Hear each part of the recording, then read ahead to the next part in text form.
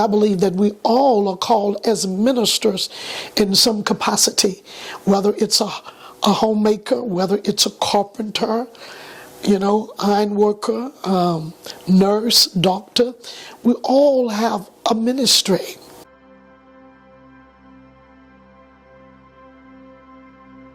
When I accepted the call, because you do have to know what God is saying to you. And I began to hear the Lord when I would get down to pray. Then I would hear Holy Spirit tell me, I've called you. I've called you. That I've chosen you. That I've chosen you to preach my gospel. You are a chosen vessel. And he just started, he would tell me that I was chosen of the Lord. And so sure enough, like I said, I was radically saved, and God he was doing radical things, miracles. When I first got saved, I was not married. And the Lord, I was having experiences with the Lord. I remember being on my job one day, and I fell down these little steps. And when I did, what came out of my mouth was that, okay, God, I'm going to fall in love with you. Because I was asking God to bless me with a husband. Because I knew, I'd gotten saved and I didn't want to live in sin anymore.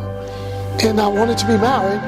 But when I fell down those stairs, it was like the Lord was letting me know that it wasn't time for me to get married yet, because he said, the kind of person that you are, you'll be in love more with that husband than you will me. And he said, I want you to fall in love with me first. And then, he would send me a husband. Sure enough, it was like 7 years later. And then when he gave me my husband, of course, the rest is history concerning, the ministry and how God connected us with Dr. Maurice Cirillo, World Evangelism. I started going to the schools of ministry. I started going to Congress on Evangelism to Africa, and with that ministry, I started to travel with the ministry. I started going to different conferences, world conferences, in seminars and schools of ministry, and that's how God started to equip me. When I got connected with that ministry, all hell broke out in my life. And as Brother Cirillo used to tell us, that when you come, your life will never be the same. And it was never the same anymore. And then that's when I was introduced to spiritual warfare at a different level. I was still having spiritual warfare before I ever connected with the ministry, but I went to another level of spiritual warfare, because this man of God was a chosen warrior of the Lord that had been called to the nations of the world.